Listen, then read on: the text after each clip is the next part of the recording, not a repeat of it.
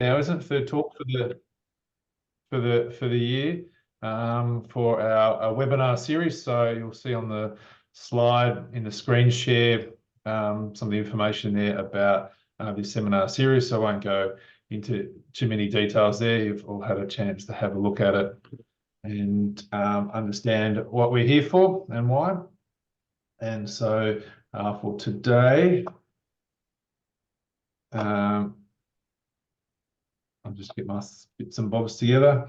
Today we'd like to introduce Cristián Bonacić, who is our speaker for this session. So just as in a brief introduction, Professor Cristián Bonacić holds the University Chair of Biodiversity and Sustainability with 35 years of research and teaching experience in forestry.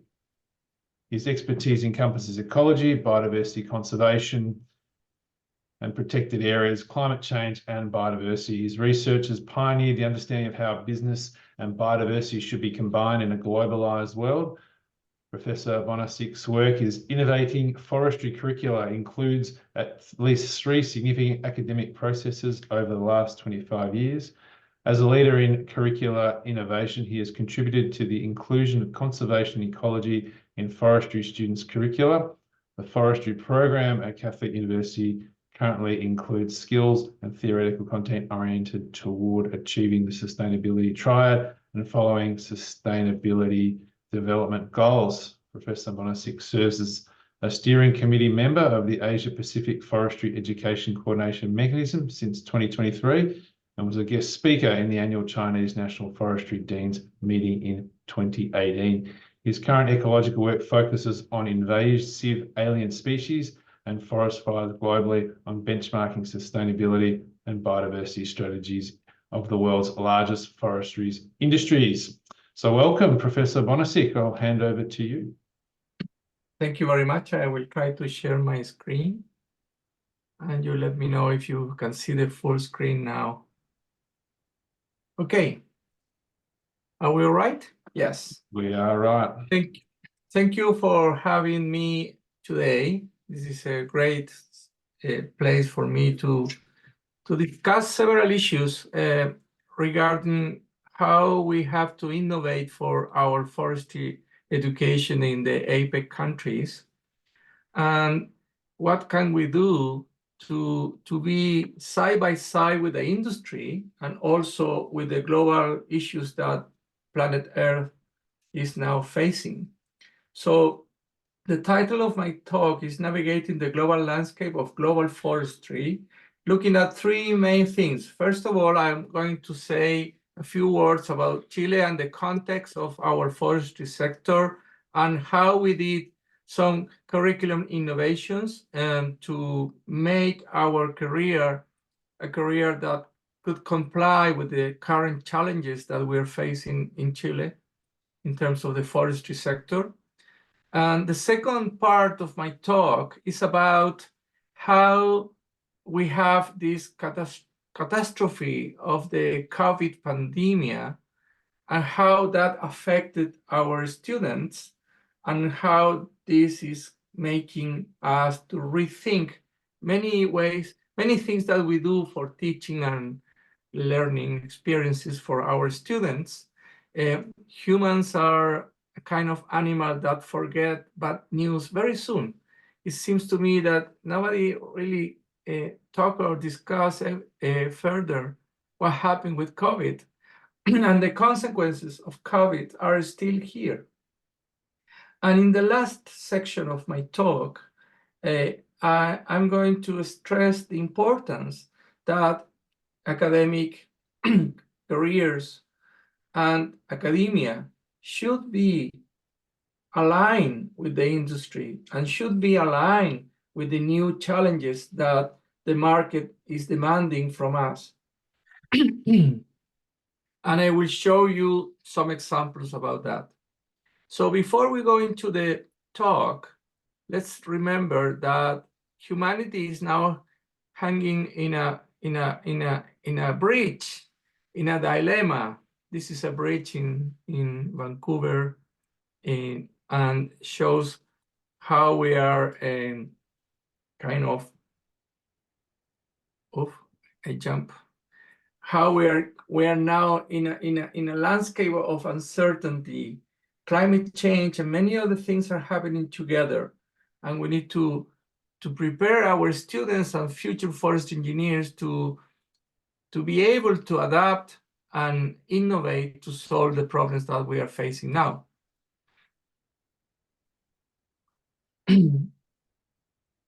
Just before my talk, I want to stress some of the very, very important ideas. We in the APEC economies have considerable amount of forest, and we export forest products to the rest of the world, and we produce forest products that we trade between our economies. And we have a lot of interesting innovations in reforestation and other kind of forest uses. For example, Canada, China, and Chile are large forestry industries that are important for the whole world. And therefore, our economies need to consider forestry education as an important area of development. The challenges that we have are multiple, and we need to be innovative in many different areas, particularly in adapting to emerging challenges of the forestry sector, and I will try to explain some of these challenges.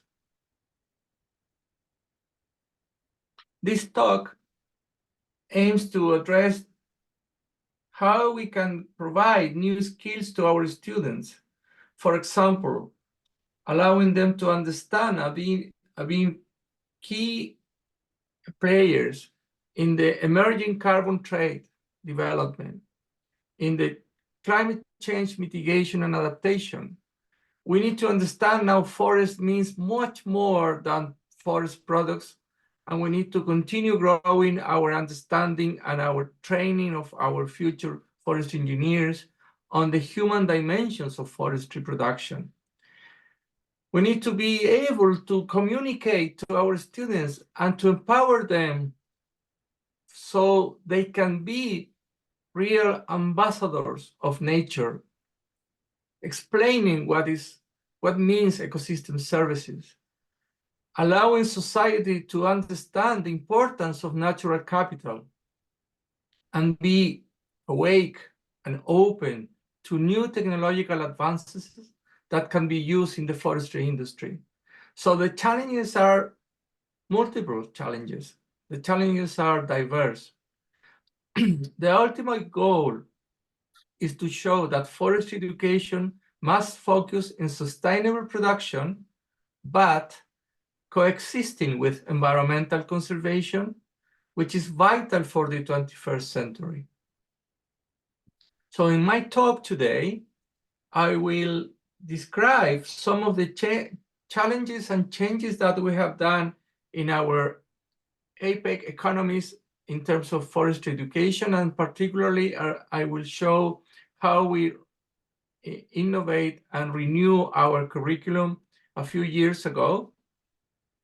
I will stop and make some reflections on some thoughts about what happened with our students that we are receiving now after COVID and the global challenges that we are facing now. And if I have enough time, I will give you some examples of how we need to equip our students to be able to go side by side with the industry. Unfortunately, we have a rural divide between the rural and the urban. We have a big cliff. More and more students are coming to our forestry schools, and they have no experience with nature, no experience with forest, and we have to train them from the very basic, even how to walk inside the forest. And humanity is becoming urban, mostly urban, and the students that can afford to gain a place in a university are most likely from urban areas. So urbanization is separating people from nature. We are not all so lucky like having a Stanley Park in Vancouver, and many cities are just concrete jungle. So what kind of students are we receiving now? Urban students with little practical experience.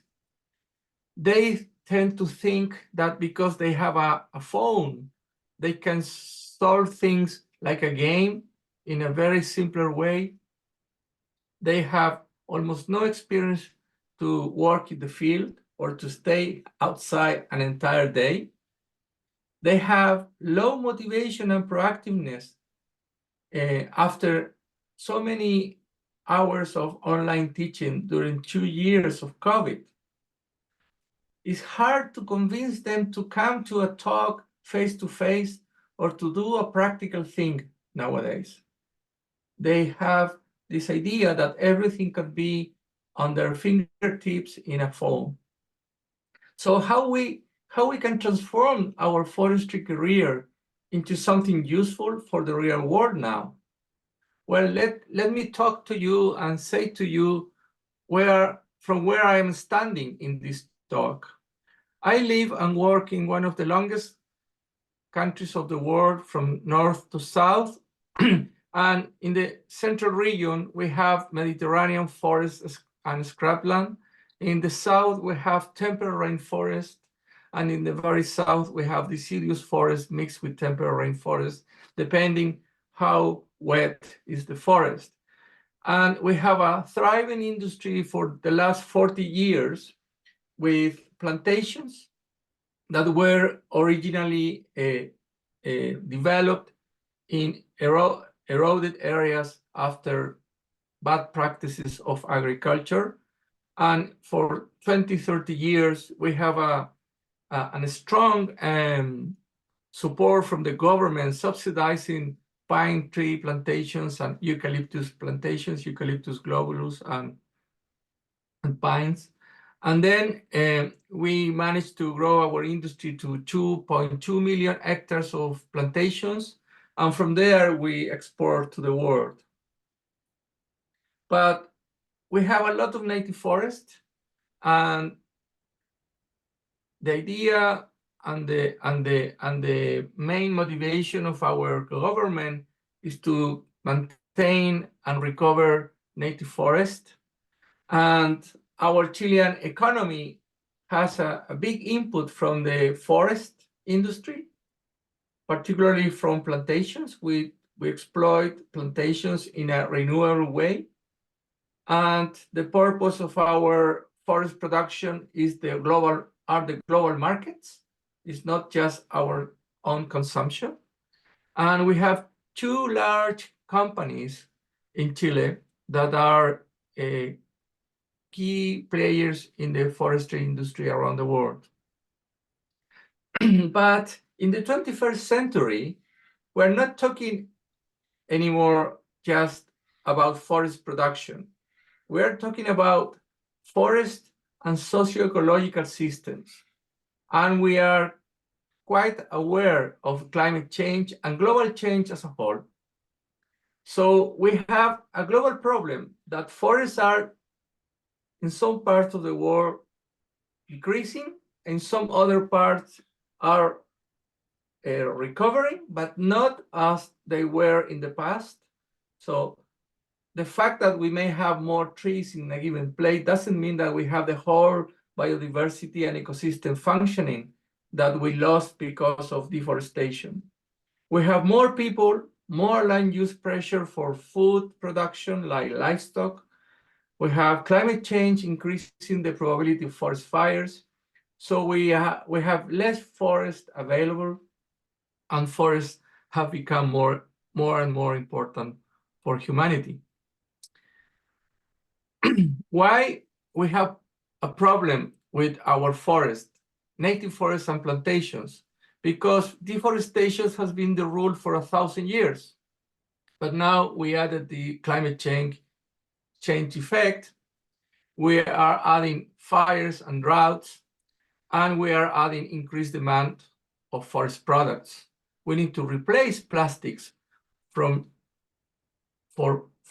buying natural fibers. We need more plantations, and we need sound and sensible and well-planned exploitation of native forests where native forests are now destroyed. So the challenges are huge.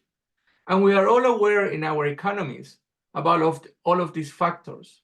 But the point is, are we training our forestry engineer to tackle these challenges and the new opportunities? That is the point that I would like to stress in this talk. In a brief description, century by century, I see the forestry or the forest of the planet as an ecosystem that was logged almost entirely in Europe. And then with colonization of other parts of the world, we have a process of removing the forest for other uses, particularly agriculture, for 300-400 years. Then in the 19th century and the 20th century, we learned how to exploit and use plantations in many parts around the world. And then the forestry career was mostly focused on how to cut trees and exploit forest, native and plantations. But in the 21st century, societies around the world are telling us that forests are a resource of global ecological importance. Therefore, we need to rethink and re-equip our forestry professionals to comply with the demands of society that consider forests of global ecological importance. New challenges are also affecting forests, as I said before. Here you have a map of Chile and how we have had enormous global forest fires in the last 15 years that are unbalancing our carbon sequestration or all our efforts of replacing diesel buses or transport systems for electric transport system, for example. We have the highest per capita electric buses of the world after China. There are no more buses, electric buses in the world, in any other country except in China, per capita in Chile. But we are having more and more fires, large fires. In one single fire, like 7 years ago, we have 500,000 hectares being burned.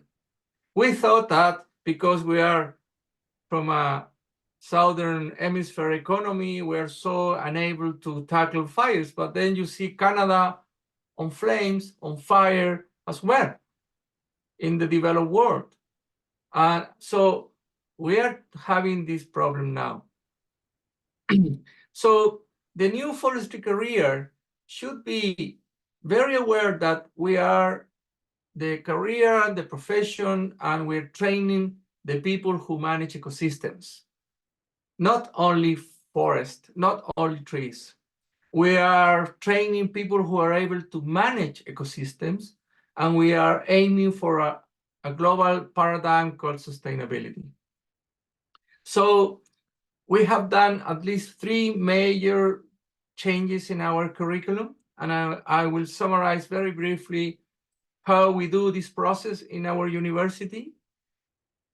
The last main curriculum change happened in 2016, 2017. We were discussing making a diagnosis with the industry, with the government agencies, with the public in general, and our own university. We discussed and we took actions. So we asked students, alumni, the industry, and academia, and we analyzed the curriculum of other forestry universities around the world to see how we were in our own school. So through focus group, workshops, independent consultation to ask other stakeholders in society, we managed to renew our curriculum. We detected our strengths, our academic staff, our school and university is well ranked as one of the best in Latin America. We had a clear program description, but maybe was very narrow in the scope.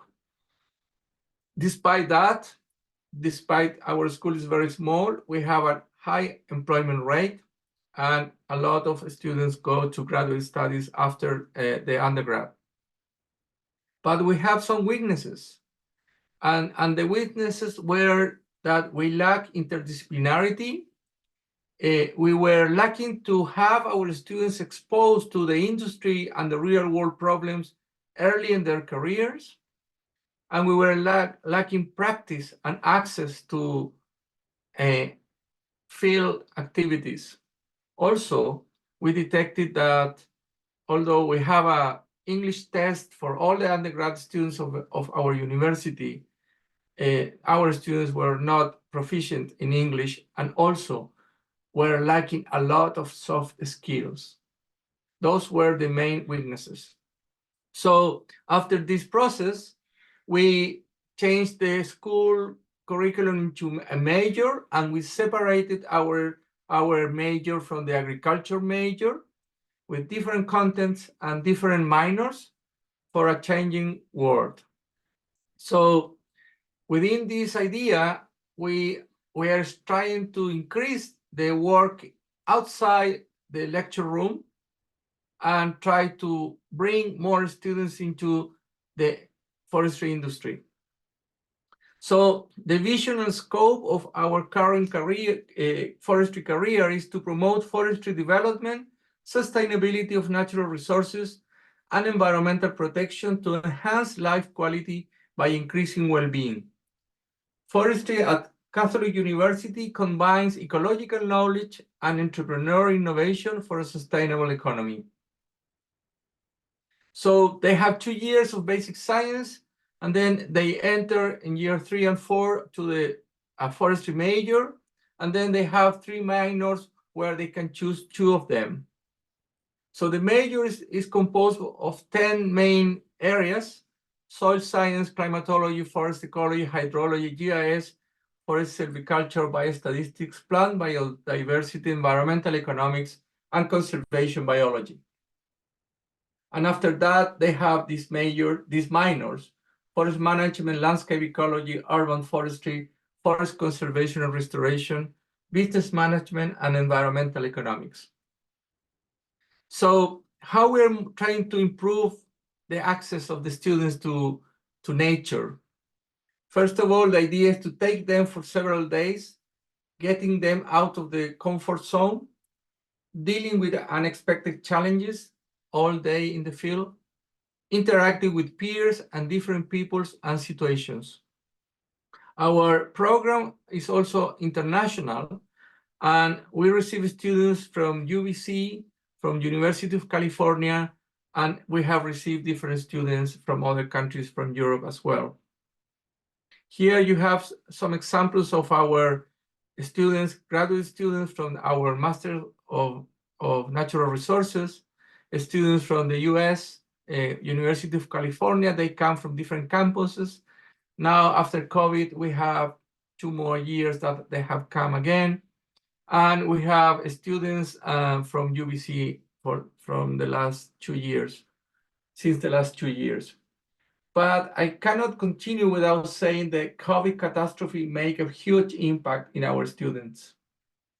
And after COVID, 2020, 2021, Chile was one of the countries with the longest lockdown to prevent mortality. And it was the first country in the world that used the Chinese vaccines with great success. And then we used all the other vaccines, but Chile was the first country that used the Sinovac vaccines. But despite that, the health authorities were very restrictive, and we were in a lockdown for almost 2 years. So we need to think and consider this effect, because we're talking that for 2 years, students in the secondary school and students in any moment of their career were away from practical work for almost 2 years.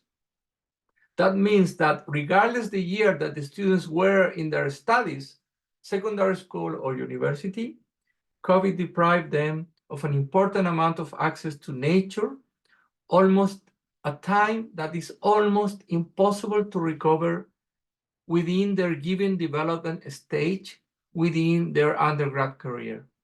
That is something that we have to recognize, and we have to try to solve at least partially. So we did a study to understand how efficient are short field courses to supply with the skills and life experiences to our students. And we ask ourselves, does the origin of the students affect the quality of the course, whether they are from other countries like Canada or the US, or whether they are from Chile, whether they are undergrad or graduate students? Should it be only forestry students in a field course, or is it good or useful for them to be in a field course with other students from other disciplines? Should it be just a series of visits to the field for one-day visit, or a hands-on experience where they work in practice? They do something during the whole day working. So we also wonder how long a course is making a difference to our students. And let me explain to you the topics that we were studying in these courses. The idea was to gather the students in the field for some limited time, to integrate soils, water, forest typology, plant diseases, fires effect, local communities, and makes them to think and see in the real world how all these things are happening in the different areas. We try to promote active learning instead of just observing. So we compare 4 different field courses: Canadian students from UBC, a master science program with a mix of students that are forestry students and other disciplines from Chile, a multidisciplinary class of students that are coming from California and where forestry students or students in forestry majors are a minority, and also a group of last year or 5th year class of only forestry students in the same experimental station, trying to do the same things. The overall aim of the field course is to introduce an integrative approach and also learning experience about the temperate native rainforests of the south of Chile and the multiple roles and values of these kind of ecosystems.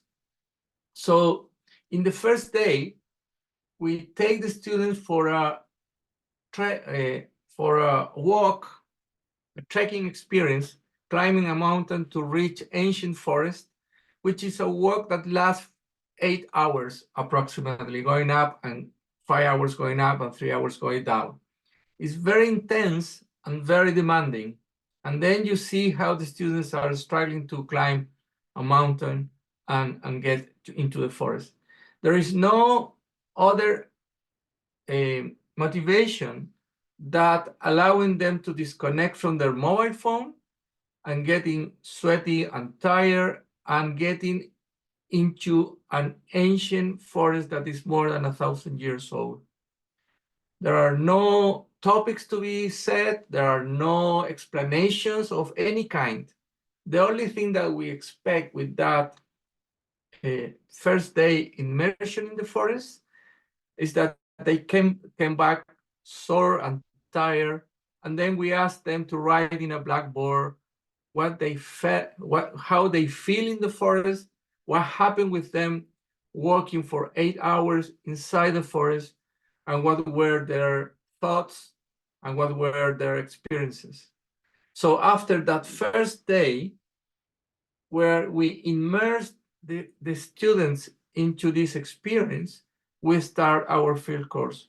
So we go to the soul of the students before we go into the minds of the students. Here you see my friend Andres Barjola and the UBC students explaining what what they did and how they felt in the field. So, as I said before, a new era for forestry students means that we need to adapt to a new world, and we need to prepare students that are coming mostly from cities or urban environments. So in one side, we have society developing into more technologies, artificial intelligence, new devices, more computer-based analysis, interconnection, and new gadgets. But in the others, and also we have students that are less close to a nature experience. So we need to solve both things: how we make our students able to understand and use new technologies, but also how we make our students to be the ambassadors and the stewards of nature, and being able to explain to society the importance of forest and the importance of nature as a type of ecosystem that offers multiple services to humanity. So I see the challenges of educating the forest engineers in 3 different areas: be open to new technologies and innovation, be open to be able to communicate effectively the importance of our ecosystems, and also being able to be happy working with nature and be able to work in nature. So we have done field courses of 3 days, 5 days, 7 days, and even an entire term. The approach that we use is that we move inside a landscape of 350,000 hectares and show them and work with them in different situations. We explain as we walk the history of colonization and deforestation in the 19th century and the 20th century. The history of colonization and deforestation repeats in the same way all over the world. It's amazing how, if you go to Vancouver, or you go to Seattle, or you go to India, or you go to China, you see that perhaps in different times of human history, but the process of colonization and deforestation have happened everywhere in the world. And to take a student from one country to another and realize how things are happening in those countries is a very important experience in the early stages of their career, because it sparks curiosity, makes them think about their own forestry scenario and forest history, and makes them think with an open mind about the different possibilities of forestry use or forestry values. We bring the students into protected areas and also private areas, and we explain to them the new values that society are giving to nature.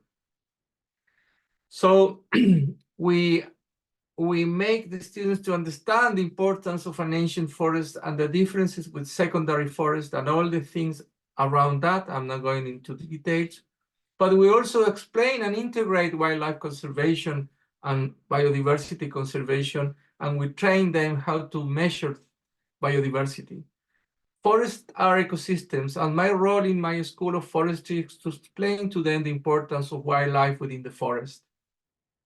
Our field station is in the temperate rainforest of southern Chile in the Andean Mountains.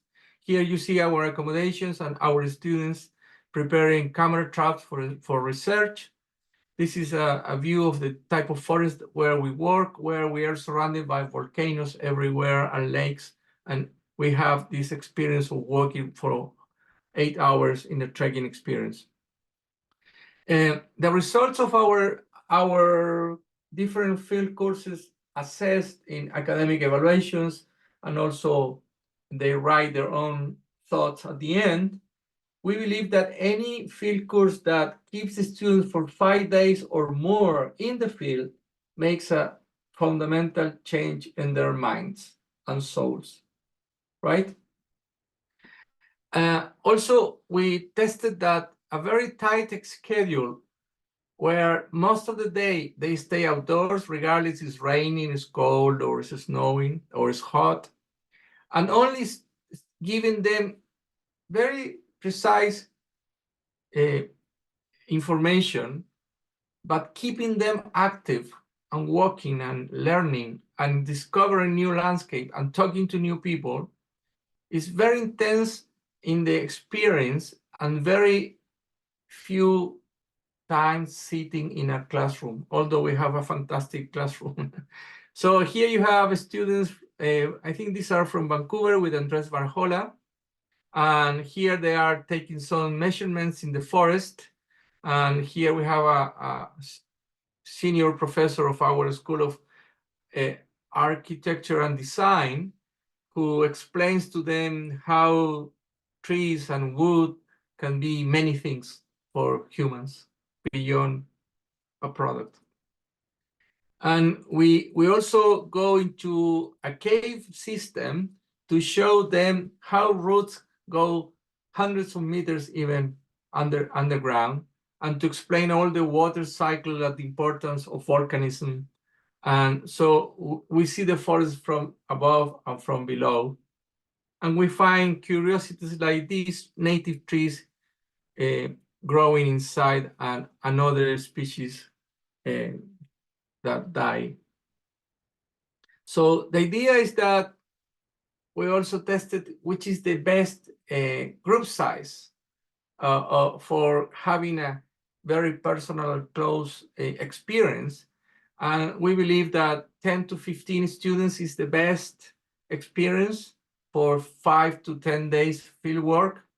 We have had also 25 students, but then it's more difficult to get a close understanding of things or get them to be more able to ask questions and so on. So we conclude from the field course that these field courses are a reinforcement of the understanding of ecological concepts, silviculture examples, the importance of protected areas, how soil water topics are useful for them, and how they have to understand the socio-ecological systems where they want to work. It's very important that they interact with peers and instructors outside the classroom. That was also valued by them. And it's very important, and some of them have declared that it was a life experience for them.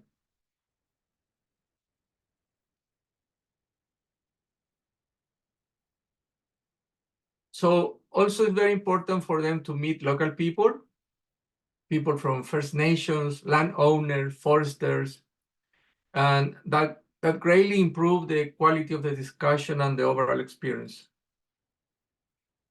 We did not find differences in the academic assessments and the surveys of the students, regardless they were from Canada or North America or Chile. It was very important to have a research assistant or a teaching assistant that was around their same age from Chile. And it was very interesting for my forestry students to be my teaching assistants when we receive Canadians or American students, because they realize that they know a lot and they have a kind of expertise that is very deep in terms of their major or their role as forestry engineers, and they are very puzzled and interested in talking to students from other careers that come from the US and ask other sort of questions, and makes them think beyond their discipline.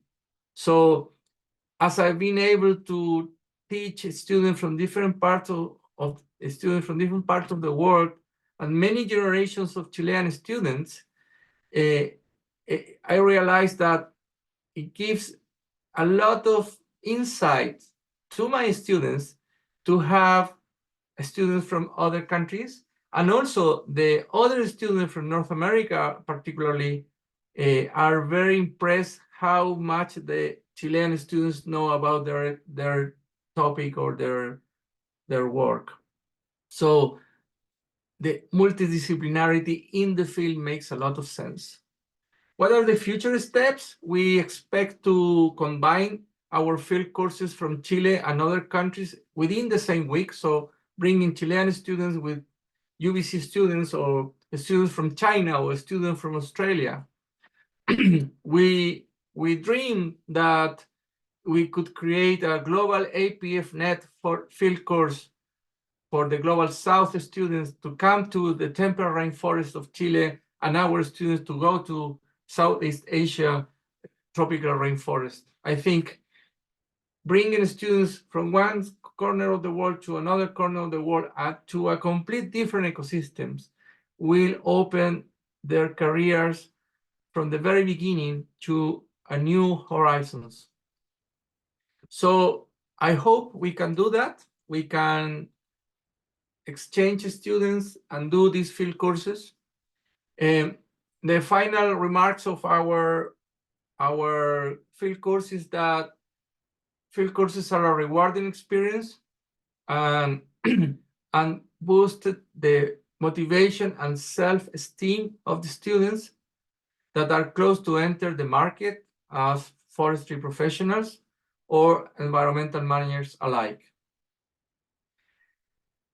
Last but not least, I want to say a few words about something that interests me a lot, and I've been working for more than 10 years, how to understand business and biodiversity together, how to move forward in our training of our future forest engineers, to make them attractive to the market, and trying to understand as an ecologist the economy and the business sector.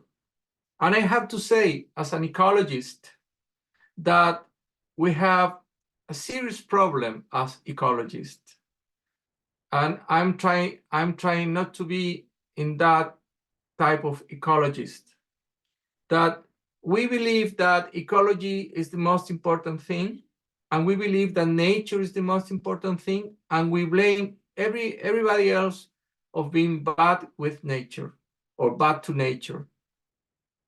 But what we have to do is to attract other stakeholders in society, particularly business, particularly the industry, and makes them partners of our main interest, that is conservation, ecosystem protection, and sustainable management. So we need to train more forest engineers that go to the industry with the right knowledge to make money, to provide services and products to society, to thrive in their economies, side by side with environmental sensible management.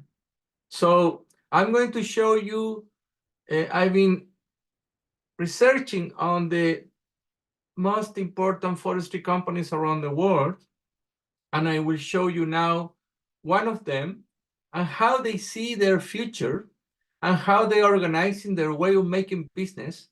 And for the sake of time, I'm going to choose only one, but I'm analyzing 10. This is CMPC, which is the second largest forestry company of Chile, and is a multinational company that has forest plantations in Brazil and Uruguay, and also has industries, processing industries in North America, and is a large exporter of forest products to China and other countries around the world. In their sustainability and biodiversity strategy, they are talking about the bioeconomy, and they are talking about being the producer of natural fibers for a better future. And they devised their strategy to comply with the Sustainable Development Goals of the 2030 Agenda. When I teach my students the Sustainable Development Goals, I tell them what is the beauty of the Sustainable Development Goals compared to previous strategies that the Aichi Biodiversity Treaty or the Convention for Biodiversity or the Ramsar Convention. What is the difference of the Sustainable Development Goals? The difference is that sustainability and the environment is not separated from human well-being and economic development, and it is integrated with human rights and environmental protection in every single aspect of humanity: health, economic growth, terrestrial ecosystem, marine ecosystems, equity, fairness. Everything includes the environmental dimension in all the Sustainable Development Goals in one way or another. And that is a different scenario where ecologists are forced to understand the other needs of humanity, and the other stakeholders are forced to understand that without planet Earth in a healthy state, we don't have future as humanity. So what is very interesting is that mining, forestry companies, and many other sectors of the industry are talking about sustainability, are talking about how to comply with the 2030 agenda already. They are not waiting for us from academia to move forward. And somehow I feel that they are moving faster than academia in many ways. So any forestry industry that is a main player around the world is always looking for talent, competitiveness, growth, and innovation, and focus on the customers and sustainability. And I wonder if ecologists and professors in academia are really focused on our customers. Who are our customers? Society as a whole. Society are demanding from us more national parks, are demanding from us more furniture, more wood-built construction, more paper, more natural products. Ecologists tell people plastic are bad. What is the option? What are the alternatives? So in the industry, as CMPC and many other large industries, they focus on transformation, short and mid-term. They are very aware of the digital transformation. They are very aware that everything is moving in resource and development, and they are investing in innovation, and they are considering how to innovate in the environmental aspect of forest exploitation, right? So they need future forest engineers that are open to look for innovation, taking risk, looking for new solutions. Let's see some of the examples of innovation that are happening now in the forestry industry around the world. For example, of the products, the Nordic Bioproduct Group. They are testing new natural fibers from microcrystalline cellulose that are more strong, durable, and biodegradable to replace other kind of products. The foamy, they are developing natural-based replacement for polystyrene.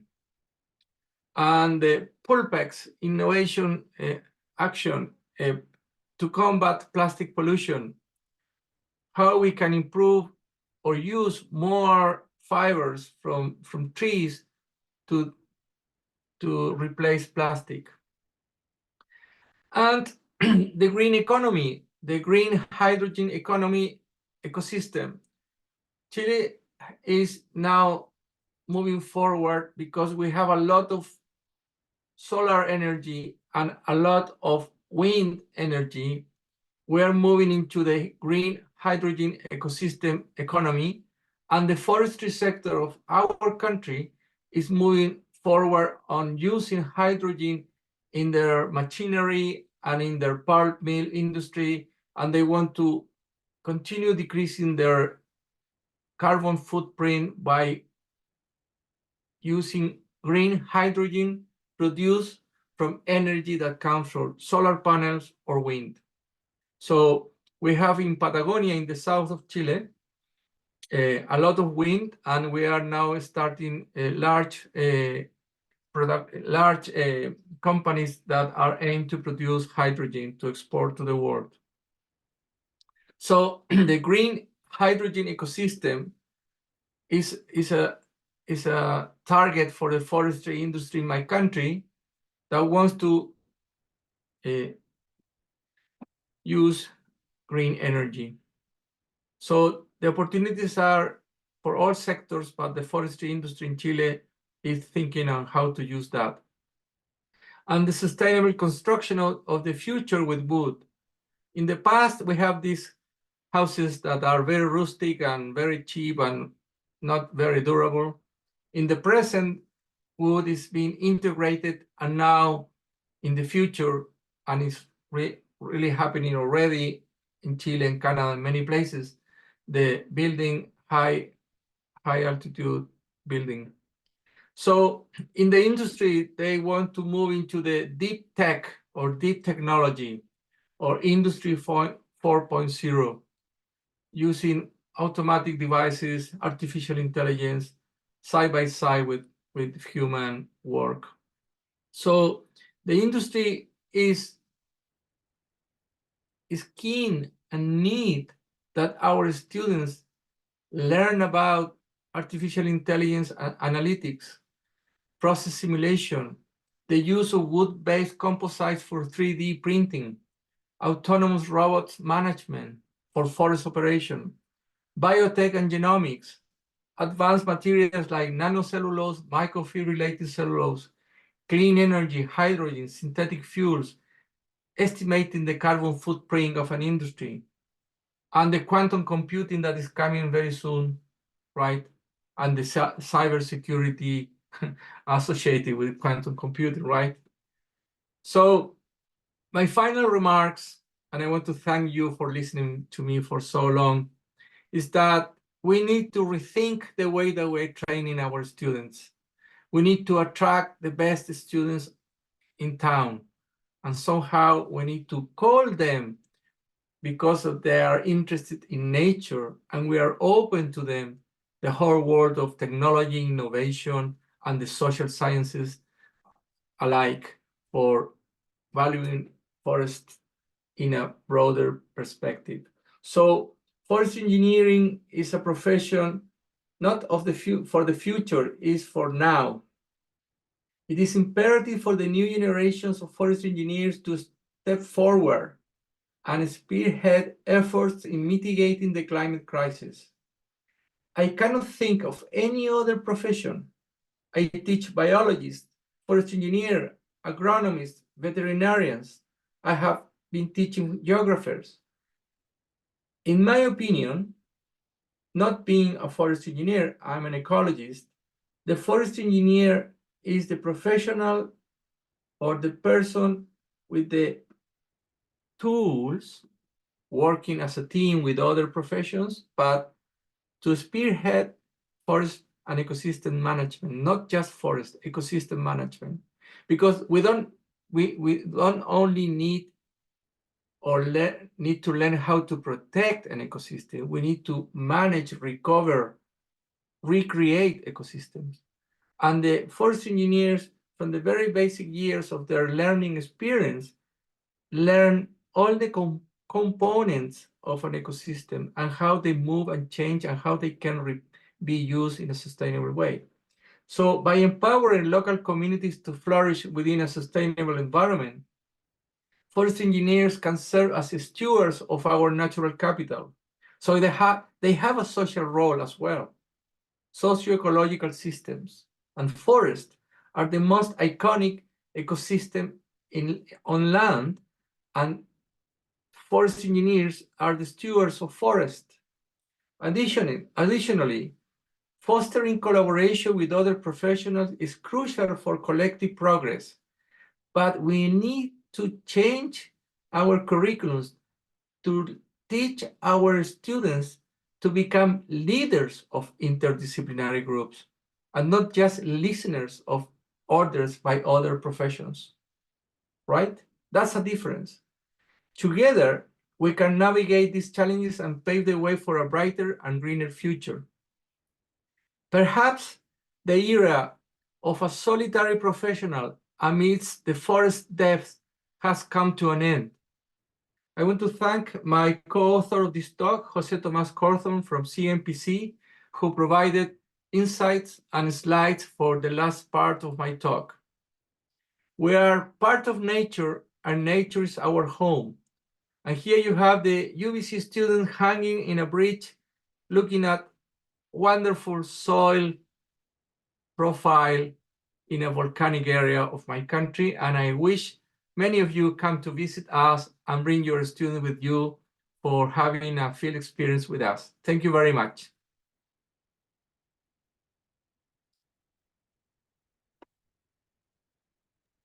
Thank you very much, Cristián, and thank you also for the invite to come over and visit. I'd love to see those forests and those soil profiles myself one day, and I hope to do so. Just with some questions now, we have only a little bit of time, so if you do need to leave, that's okay, but we might extend the session to allow people to ask questions, and Cristián to respond to those. So please feel free, if you have a question, pop your hands up, or if you like, write into the chat area, and I'll keep monitoring that.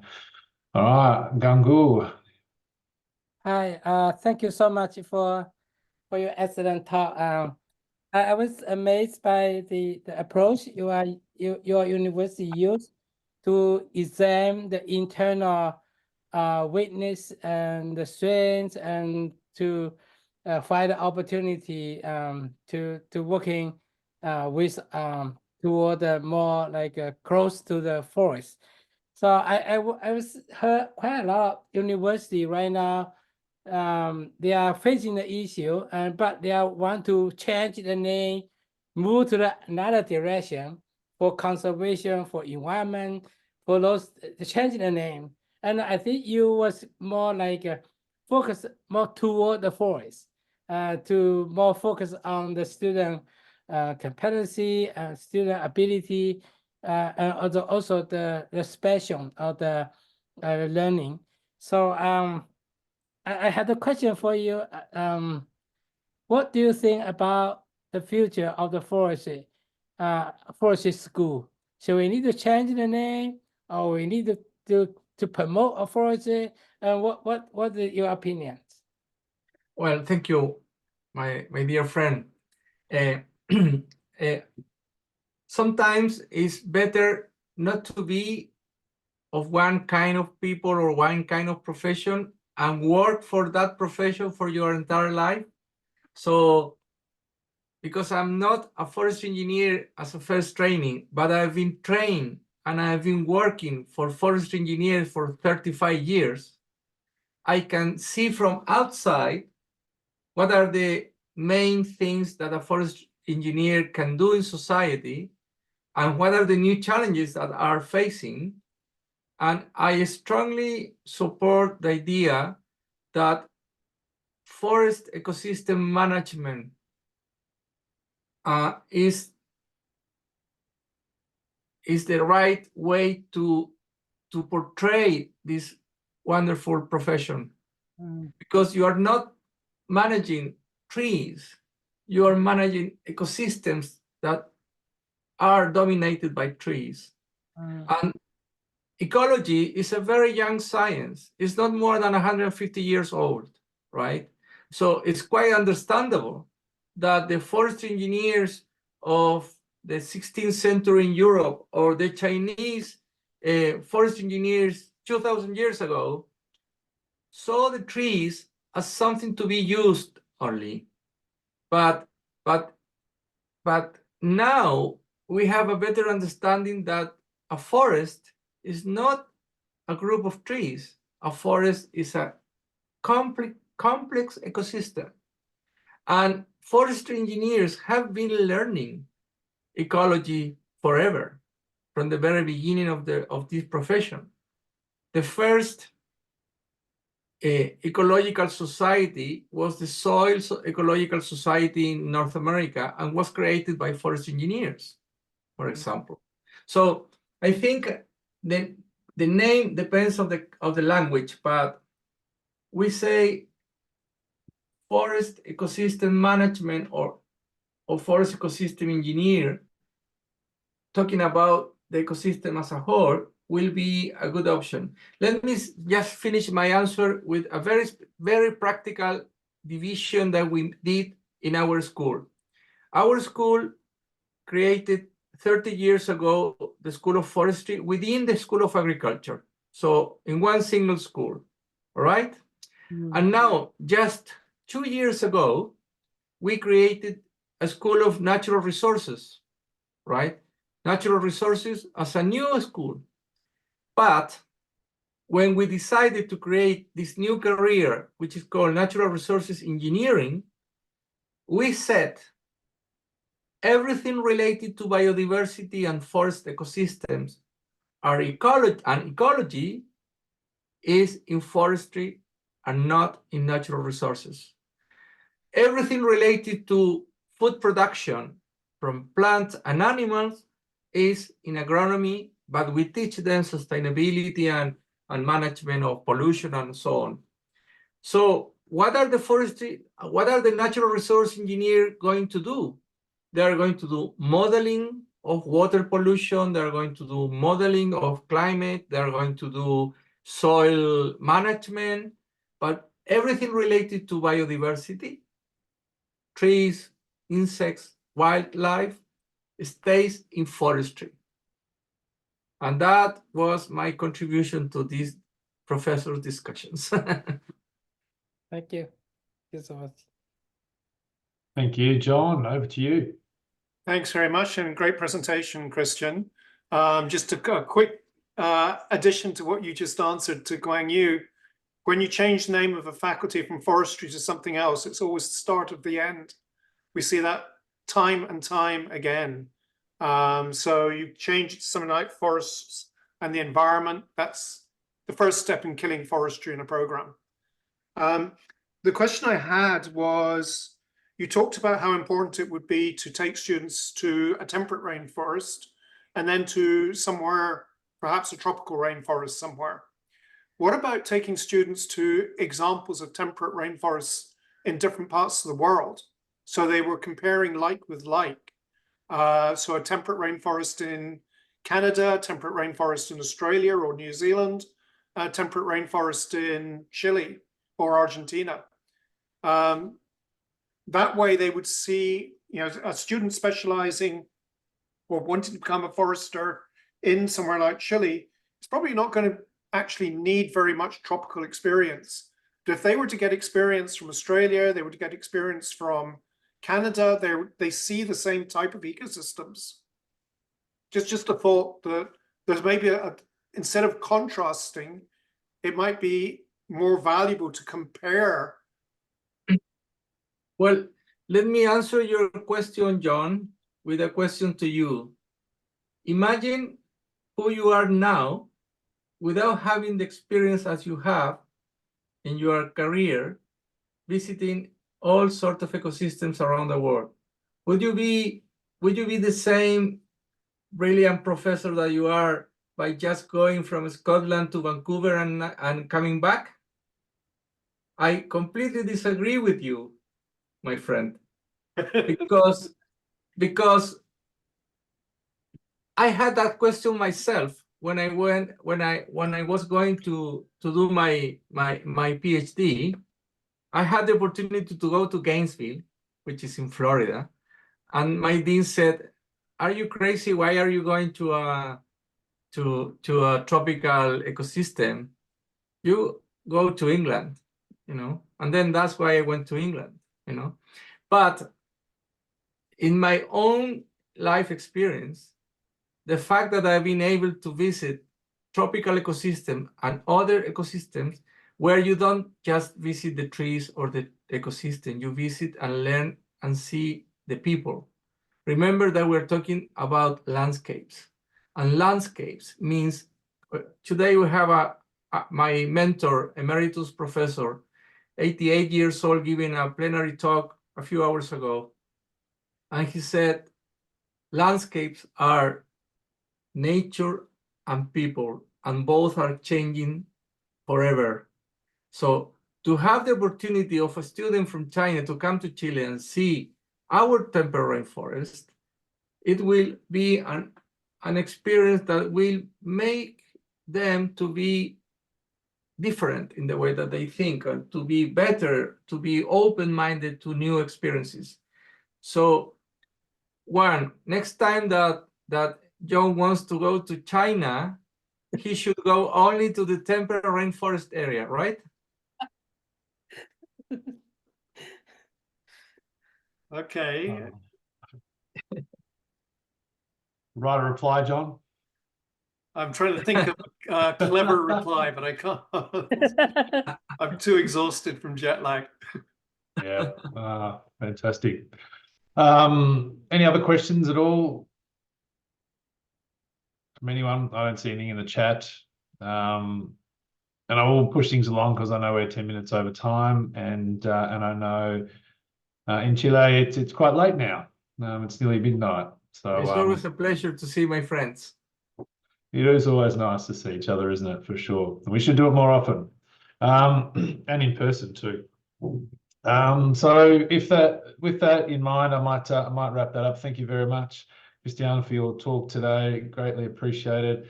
I have some questions as well, but I'm sure we'll be able to follow those up at another time, and get some rest, hey? Bedtime. Thank you very much for this opportunity. Thank you. Everybody, we will see you in the next talk in May. I will be the chair of the talk in May, so I will be in charge. Thank you, Susie, for all the details and organization. Keeping us in line, hey? Bye-bye. Thank you. Bye. Thank you. Bye. Everybody. Yeah. Thank you.